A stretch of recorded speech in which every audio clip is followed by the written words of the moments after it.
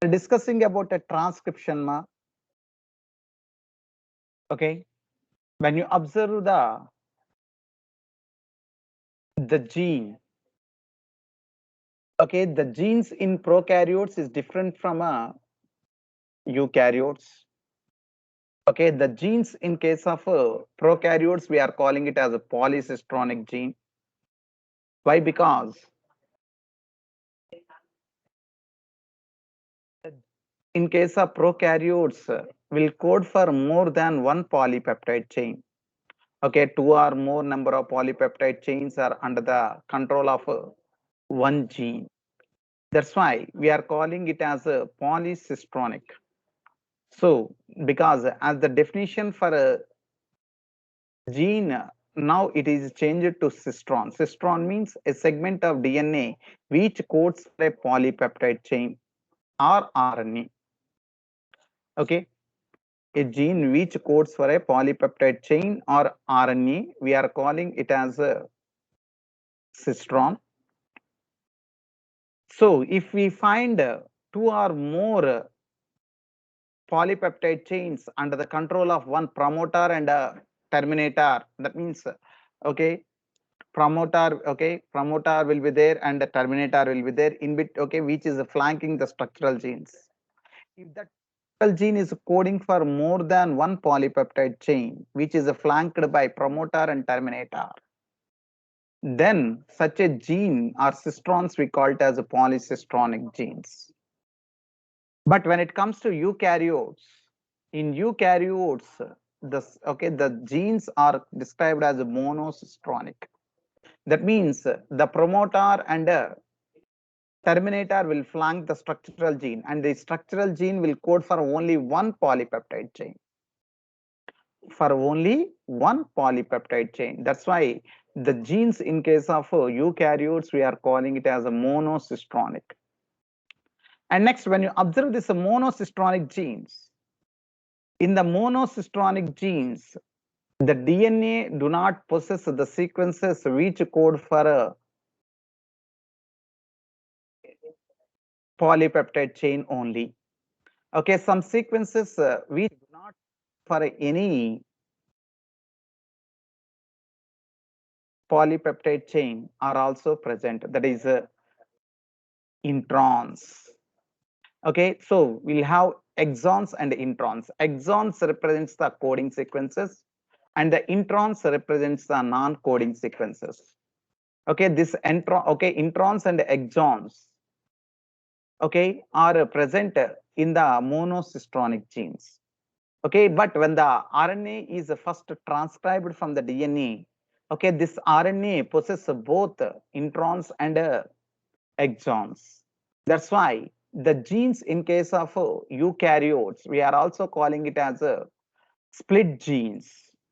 Why? Because the sequences which will code for polypeptide chain are not present as a continuous.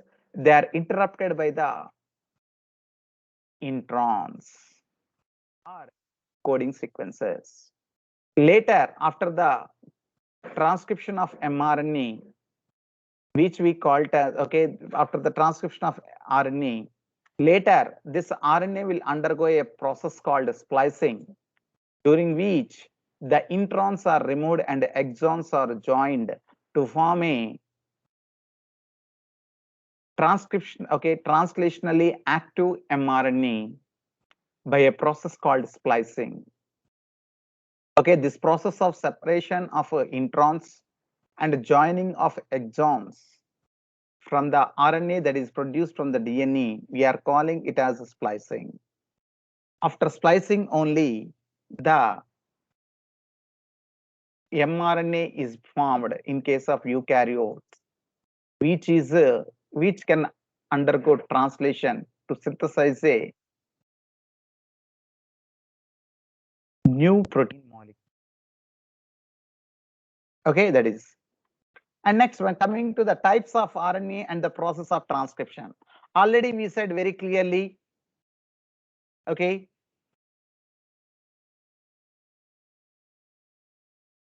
in most of the living organisms, we'll find three major types of RNAs. including bacteria. Okay, in bacteria, there are three major types of RNAs.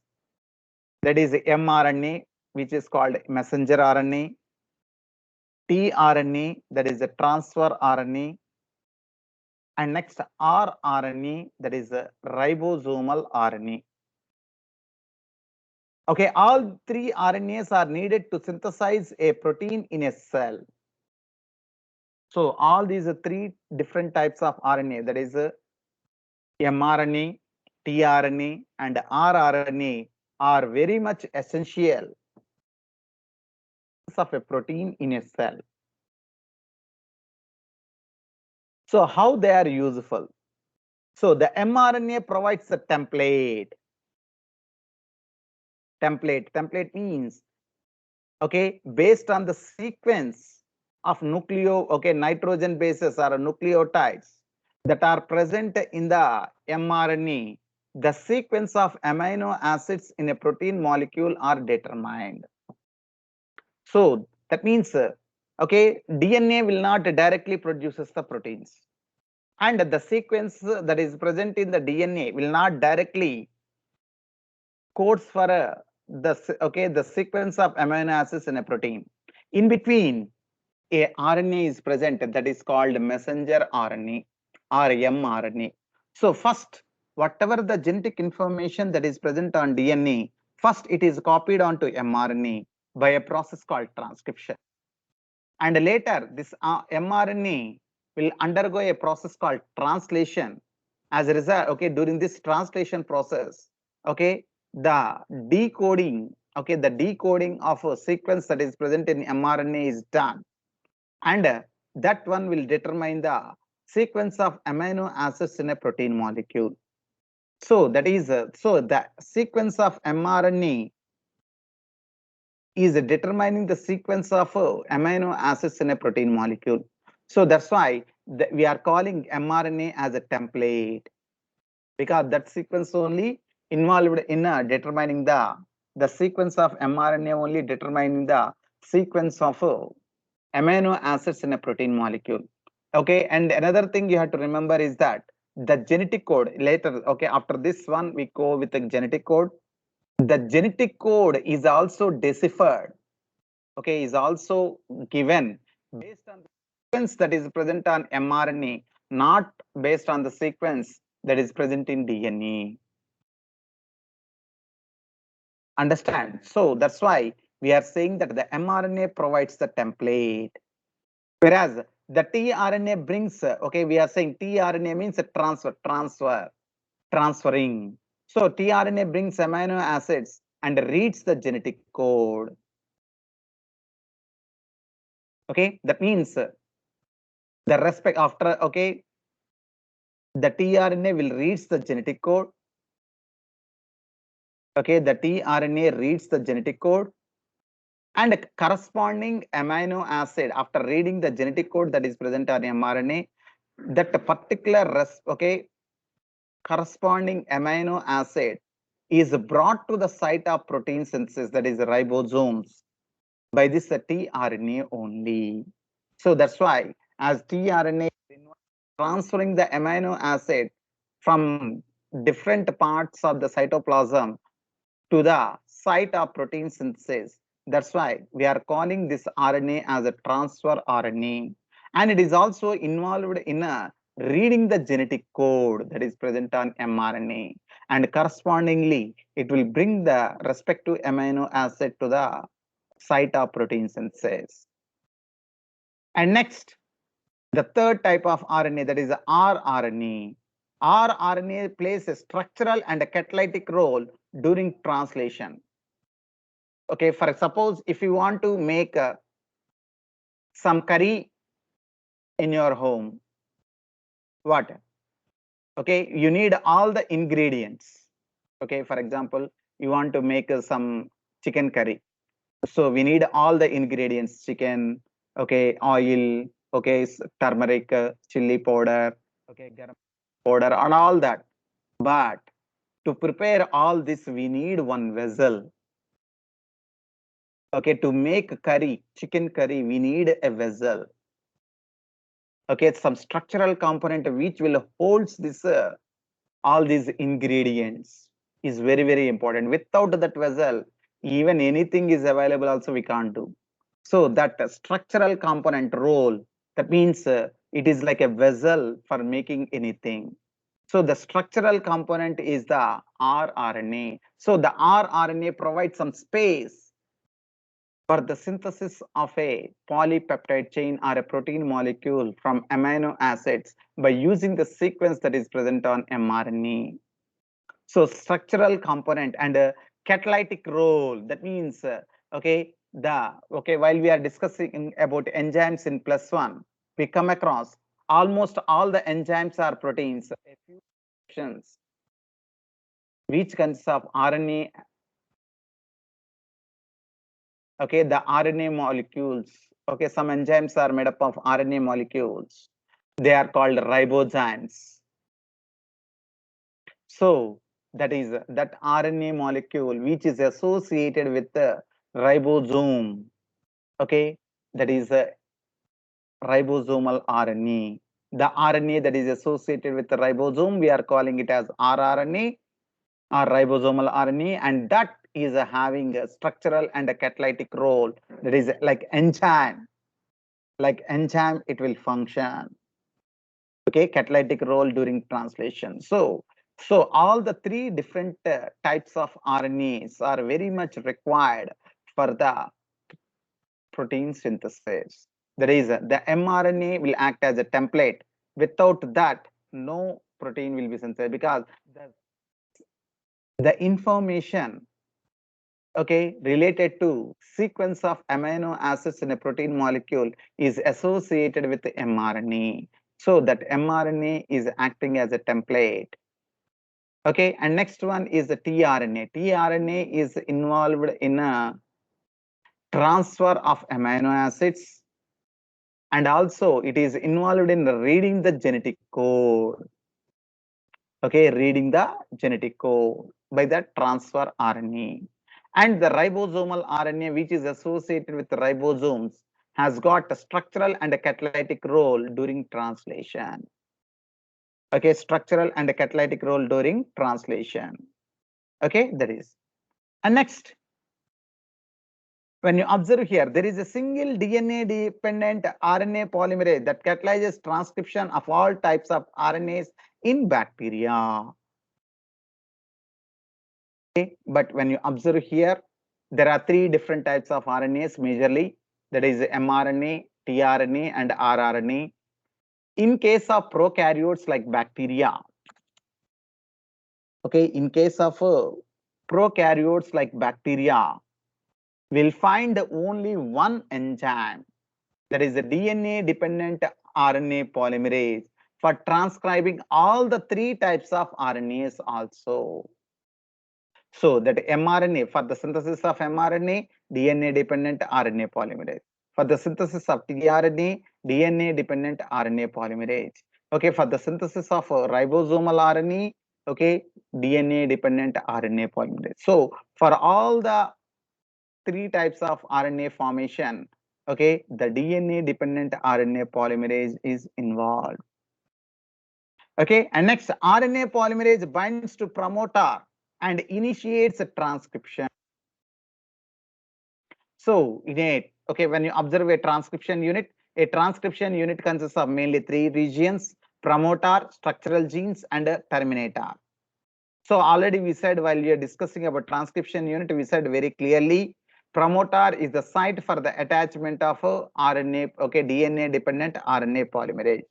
And that, okay, that means, okay, the transcription unit by itself, it cannot initiate the transcription, or the DNA dependent DNA polymerase will not directly can initiate the transcription process. First, it has to bind with the promoter region. So whenever the RNA polymerase binds to promoter and initiates a transcription, and this process we are calling it as initiation. Okay, this process of binding of RNA polymerase with the promoter region of the transcription unit, okay, we are calling it as initiation. That is, and next, it uses a nucleoside triphosphates as substrate. So here there is no deoxyribonucleotide nucleoside triphosphates. No deoxy, only nucleoside triphosphates. There is ATP, GTP, CTP, and UTP.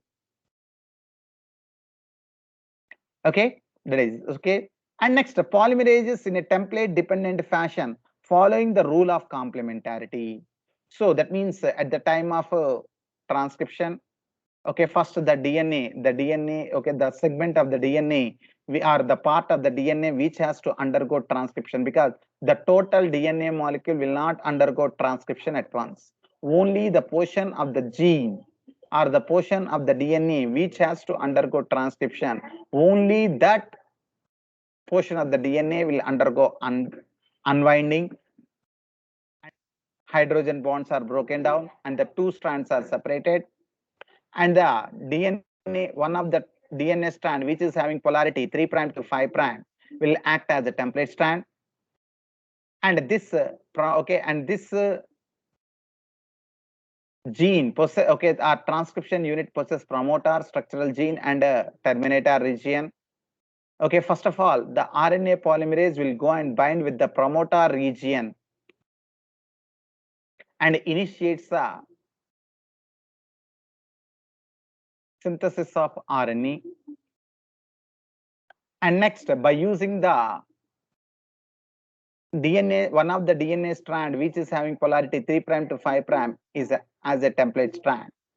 And the RNA molecules, the nucleoside triphosphates, will come and lie following the complementary rule. So for if adenine is present, okay, if adenine will find a uracil. If a guanine is present, cytosine triphosphate. If a thymine is present, adenosine triphosphate.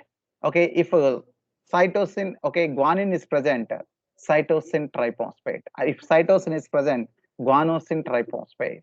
Like this, following the complementary rule, whichever the DNA that need to be transcribed, that will be formed. So this sequence arrangement will be done based upon the complementarity. And next, it somehow also facilitates opening of the helix and continuous elongation. So whatever the region up to which the transcription has to occur, up to that the DNA helix will undergo unwinding.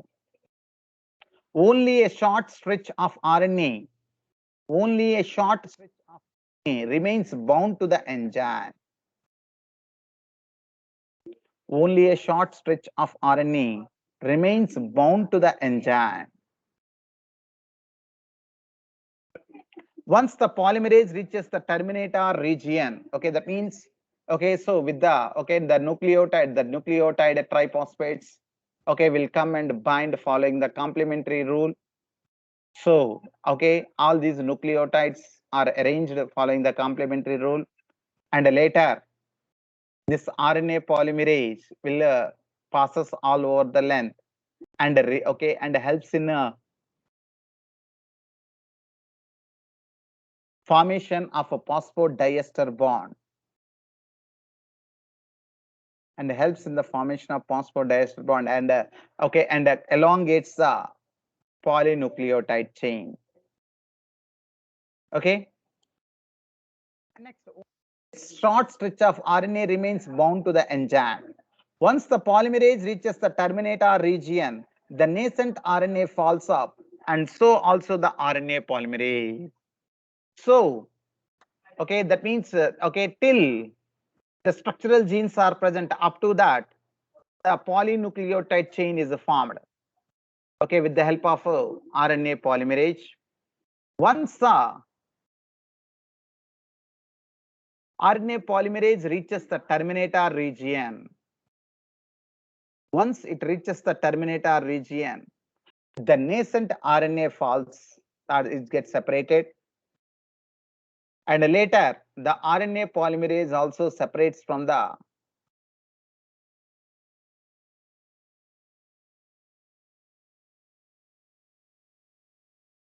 DNA polymerase, sorry, from the DNA molecule, and this termination of transcription. So once the RNA polymerase is separated from the DNA molecule, okay, it is followed by the separation of RNA molecule also, and this results in termination of transcription. So with this, after the okay, with this, the termination will be done. Termination of okay, the synthesis of RNA will occur. Followed by that, the winding of okay, formation of hydrogen bonds between the adjacent nucleotides of the two strands of the DNA, and the DNA, okay, and the two, okay, and the two strands will just coil around it, forming a DNA helix, which are separated during the initial stages of transcription. So here we can see very clearly, okay, for the initiation of transcription process, a set of enzymes or a set of proteins, okay, a set of proteins called initiation factors or sigma factors are required very much for a transcription process, to initiate the transcription process. That means while the RNA polymerase is binding with the promoter, okay, some factors are very much required, which we call it as initiation factors or sigma factors, the symbol, the Roman symbol sigma factors. Okay, these factors helps in binding with the promoter region of the transcription unit with that of RNA polymerase. So that is what we can see here. An intriguing question is that how is RNA is able to catalyze all the three steps, which are initiation, elongation, and termination. So how RNA polymerase is able to perform all these functions, like okay, initiation, elongation, and termination. So for that, we can see here, the RNA polymerase is only capable of catalyzing the process of elongation. So here one thing you have to remember, the RNA polymerase is involved in elongation only, elongation of the polypeptide chain, elongation of the polypeptide chain. So the RNA polymerase is only capable of catalyzing the process of elongation. Okay, it associates transiently with the initiation factor and termination factor to initiate and terminate the respectively. So that means the RNA polymerase is only involved in elongation, that is the formation of phosphodiester bond with the adjacent nucleosides, nucleotide molecules to form a polynucleotide chain. But how it binds and how it initiates means, for that there is a separate set of enzyme, okay, separate set of proteins called initiation factors. So it associates transiently, that means not permanently. Okay, which one? RNA polymerase. The RNA polymerase temporarily binds with the initiation factor or sigma factor at the time of initiation, and at the same time it also binds with the termination factor to initiate and terminate the transcription. Okay.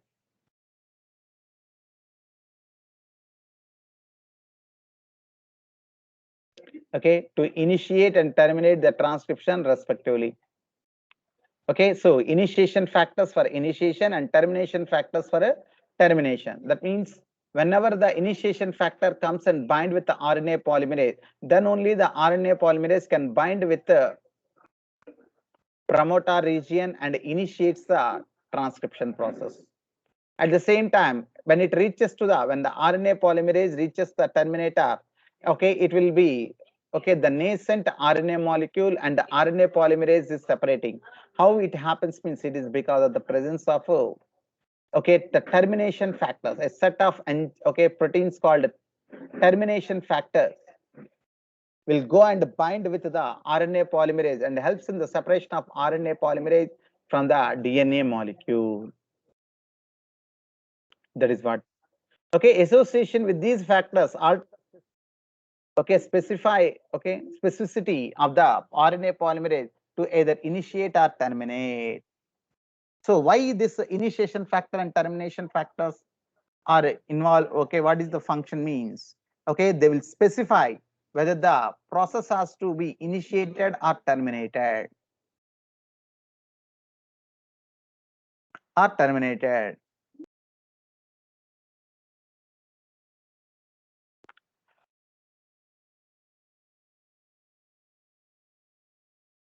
So in bacteria, since the mRNA does not, in bacteria means in prokaryotes.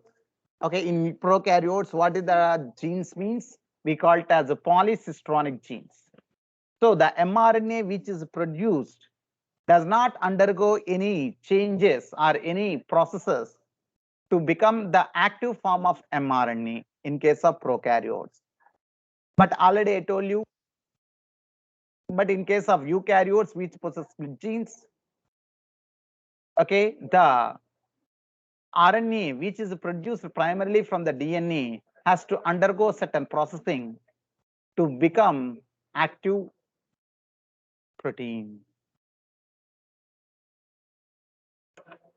So that's why. So in bacteria, since the mRNA does not require any processing to become active, and also since the transcription and translation takes place in the same compartment, because in prokaryotes or in bacteria, we don't find a nucleus or nuclear membrane. Okay, the cytoplasm and nucleoid are in a mixed condition only. So in bacteria, since the mRNA does not require any processing to become active, and also since the transcription and translation takes place in the same compartment, there is no separation of cytosol and nucleus in bacteria. Many times the translation can begin much before the RNA is fully transcribed.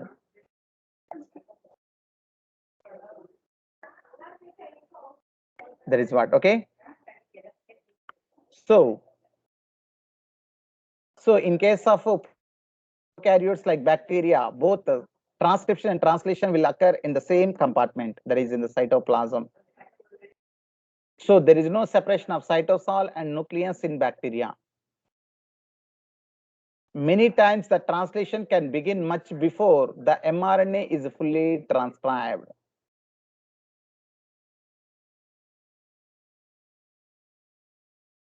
Okay, so that means even the mRNA is not completely transcribed, still it is attached with the DNA before it is completely formed. Okay, even at that time also the transcription can, the translation can occur with that with mRNA. Okay,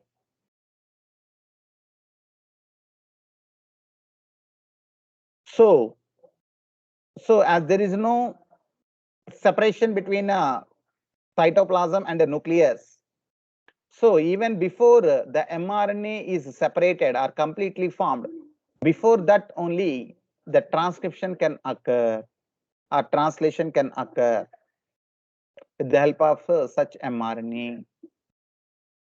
So that's one. Many times the translation can begin much before the mRNA is fully transcribed. Currently, the transcription and translation can be coupled in bacteria.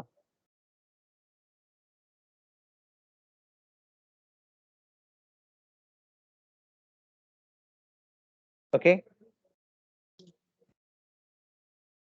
that is the primary difference we can observe between prokaryotes and eukaryotes transcription. And next, coming to the eukaryotes. Okay, in eukaryote there are two additional complexities. Okay, when you observe in case of prokaryotes, okay, when you observe the prokaryotes, in prokaryotes or bacteria, okay, they'll have only one enzyme, that is one DNA, okay, the DNA dependent RNA polymerase, okay, will undergo transcription of all the three types of RNAs, mRNA, tRNA, and rRNA, are formed with the help of only one type of DNA-dependent RNA polymerase. But in eukaryotes, a slightly variation is three different types of RNA polymerases: RNA polymerase 1, RNA polymerase 2, and RNA polymerase 3. Their functions is specific. Their functions is a specific. That is a division of labor. There only one enzyme doing all the three synthesis of all the three types of RNAs. But here we'll find a slightly variation. So there are at least three RNA polymerases in the nucleus, because there are three major types of RNA polymerase. Okay, RNAs that are involved in a protein synthesis in case of living organisms. So, okay, for these three RNAs, there are three different types of RNA polymerases in the nucleus. Okay, in addition to the RNA polymerase found in the organelles. Okay, that is in case of mitochondria and chloroplast also will find. Okay, okay, in case of mitochondria and chloroplast also will find some DNA, and from the DNA also certain RNAs are produced. Okay, so that is a different. So here we are discussing related to protein synthesis that is taking place in the cytoplasm. So there are at least three RNA polymerases in the nucleus, in addition to the RNA polymerase found in the organelles. Okay, that is a different RNA polymerase which is involved in the synthesis of RNA in polymer, okay, in organelles. And next, there is a clear-cut division of labor. Okay, there is a clear-cut division of labor. That means the different polymerase will have different functions. You can see here. The RNA polymerase 1 transcribes rRNAs. The RNA polymerase 1 transcribes rRNAs. That is ribosomal RNA. Okay, they are of different types: 28S, 18S, and 5.8S. Whereas the RNA polymerase 3 is responsible for a transcription of tRNA. Okay, the RNA polymerase 3, that is RNA polymerase 1, is involved in the transcription of a ribosomal RNA. Involved in the formation of a ribosomal RNA of 28S, 18S, and 5.8S. Whereas polymerase 3 is responsible for a transcription of a tRNA, okay, which is of different size, like a 5S, okay, okay, that is okay, srRNA, snRNA, small nuclear RNAs,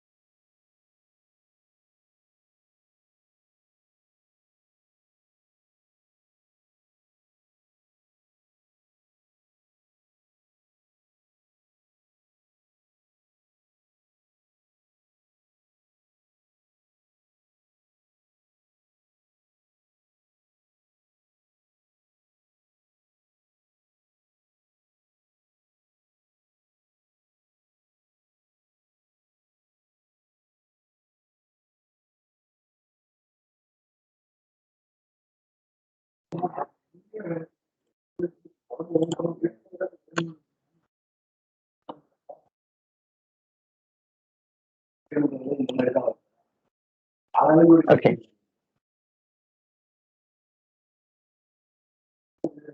So there are three different types of RNA polymerases: RNA polymerase 1, RNA polymerase 2, and RNA polymerase 3. Okay, RNA polymerase 1 is involved in the synthesis of ribosomal RNA. Okay, this ribosome is made up of three different sizes of RNAs, that is of 28S, 18S, and 5.8S. And along with the RNA, some 80 different types of proteins are associated with different ribosomes. And there will, okay, this RNA and that proteins all together they form as the ribosomes. So here we are not discussing the structure of ribosome. Here we are going with okay, the RNA polymerase which is involved in the synthesis of ribosomal RNA, that is RNA polymerase 1. Okay, it will form 28S RNA, 18S RNA, and 5.8S RNA. Whereas RNA polymerase 2, okay, RNA polymerase 2, okay, here we are discussing about eukaryotes. That's what you have to remember. So the RNA polymerase 2 transcribes the precursor of mRNA. So in case of eukaryotes, the mRNA is not produced directly from the by a transcription process. Okay, the primarily formed RNA, okay, the primarily formed RNA from the DNA, we call it as a hnRNA, that is a heterogeneous nuclear RNA. Heterogeneous nuclear RNA. Okay, RNA polymerase 2 transcribes a precursor of mRNA, that is a heterogeneous nuclear RNA. Heterogeneous nuclear RNA.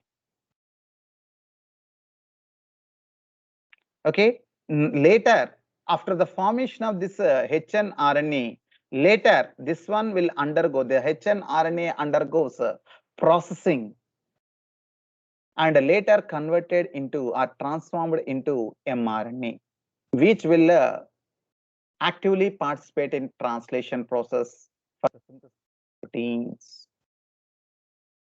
Okay, that is. And next, the that is the RNA polymerase 2. But when it comes to RNA polymerase 3, RNA polymerase 3 is involved in the transcription of tRNA. Okay, that is a 5 srRNA and snRNA, that is small nuclear RNA. This tRNAs visually we can call it as a small nuclear RNA. Okay, there are about 100 different types of tRNAs.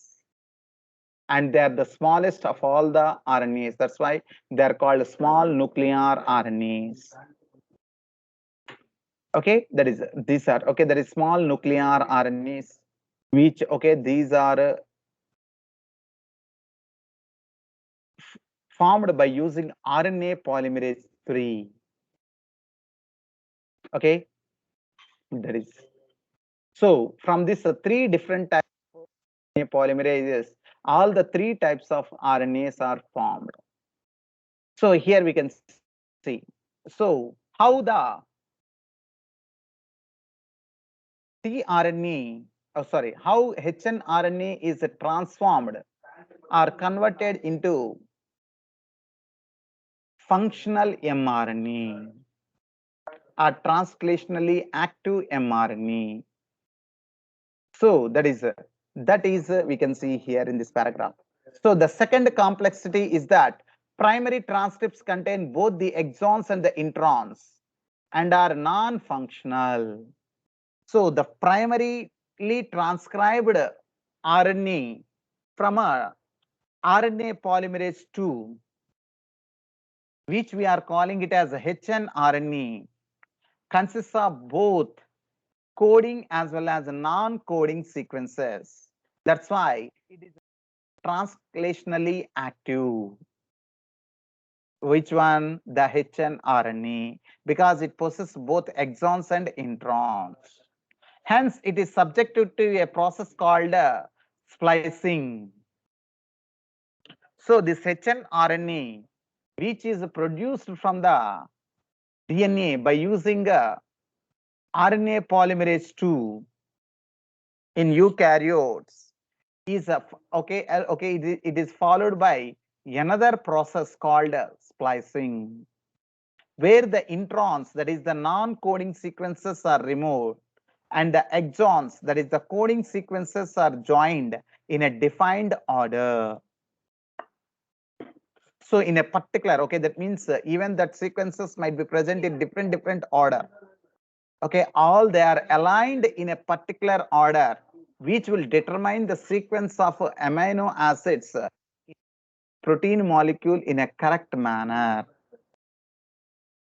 because the change in a single amino acid will change the structure of the total protein. That's why the sequence of amino acids in a protein is very important for a particular polypeptide chain or protein molecule to be synthesized.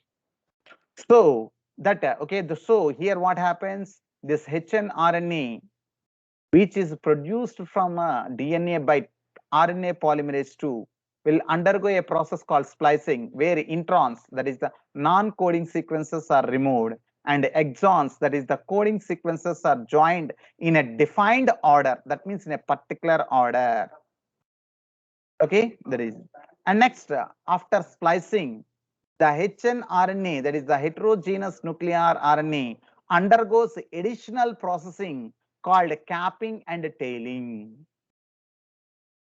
So that means after the formation of after the removal of introns and joining of exons in a defined manner, later, this spliced RNA now undergoes two additional processes, that is called capping and tailing. So in capping, what happens? What is meant by capping? In capping, an unusual nucleotide, methyl guanosine triphosphate. Okay, in capping, an unusual nucleotide, that is a methyl guanosine triphosphate, is added to the 5' end of hnRNA. So in capping occurs at a 5' end of the hnRNA. Okay, that is an unusual nucleotide, that is methyl guanosine triphosphate. An unusual nucleotide, that is nucleotide called methyl guanosine triphosphate, is added at the 5' end of hnRNA. Is added at the 5' end of hnRNA. And in tailing, so after capping, it is followed by tailing. In tailing, adenylate residues of 200 to 300 are added at the 3' end in a template independent manner. So without using any template. So that means here there is no need of any DNA molecule or any another RNA molecule is not required. Without using any template, 200 to 300 adenylate residues are added at the 3' end of the hnRNA. Okay, that is so after splicing, followed by capping and tailing. So when all these process occurred with the hnRNA, it is said to be, it is the fully processed hnRNA, now called mRNA. So after the formation of hnRNA from the DNA molecule by using RNA polymerase 3, which we are calling it as a precursor of mRNA, that undergoes three processes. First one is splicing, and the second one is capping, and the third one is tailing. So what is meant by splicing? Splicing means, as the genes in case of eukaryotes are split genes, which possess both exons and introns. So, when the hnRNA is copying the genetic information, it also copies both introns as well as exons. Both introns as well as exons. Both are copied. That's why we are calling it as a split gene. And now these introns have no value. So these introns need to be removed and the exons has to be joined in a proper defined order. Okay, and this process we are calling it as splicing. Okay, the process of removal of introns and joining of exons, we are calling it as splicing. After splicing, it is followed by capping and tailing. Capping. What is meant by capping? Capping means, okay, at the 5' end, okay, at the 5' end of the hnRNA, an unusual nucleotide called methyl guanosine triphosphate is added. And in tailing, at the 3' end of the hnRNA, 200 to 300 adenylate residues are added in a template independent manner. That means without using any template, a large number of adenylate molecules are added. That is adenine. Okay, that is okay. This okay after the splicing, capping, and tailing, this fully processed hnRNA is now called mRNA. That is transported out of the nucleus for translation. So all this process, transcription, splicing, capping, tailing, all this process will occur inside the nucleus. After all this process is completed, finally we'll have the functional mRNA. And this functional mRNA need to be transported because it is a large molecule. So it need to be out of the nucleus into the cytoplasm, okay, to the site where protein synthesis will occur or translation occurs. Okay, that is. And next, the significance of such complexities is now beginning to be understood. Okay, that means what is the importance of having all these complex structures means. Okay, in eukaryotes means. Okay, now we can understand the split gene arrangement represent probably an ancient feature of genome. Okay, the split gene arrangement is also present in archaebacteria. This presence of these introns and exons in the genes, okay, in the structural genes is also observed in archaebacteria, which is showing the primitive nature of or ancient feature of the genome. So, and next, the presence of introns is reminiscent of antiquity. So, that means representing that, okay, the organisms have developed from the ancient organism. The present day organisms have developed from ancient organisms or old organisms. So that is so it is showing the antiquity. That means repeating the old ones. And the process of splicing represents the dominance of our world. So that means okay, the process of splicing represents the dominance of our world. That means without RNA, the gene expression cannot occur. So to show the importance of RNA in gene expression, okay, we can understand from this concept. And next, in recent times, the understanding RNA and RNA dependent process in the living systems have assumed more importance. So now, okay, these days, okay, the importance of RNA and RNA dependent process, because even in biotechnology also we are using this RNA, okay, in different applications. Okay, that we'll discuss while going with biotechnology. So that is that showing the importance of RNA world or okay, different types of RNAs involved in a gene expression or a expression of a characters. Okay, that is. Anybody is having any doubt?